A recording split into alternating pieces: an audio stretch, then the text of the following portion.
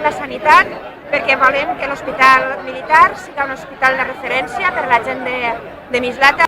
Ara mateix això s'ha convertit pràcticament en un hospital fantasma i la gent de Mislata el que reclama és que precisament sigui un nou hospital de referència i que no tinguin que anar al de Manises.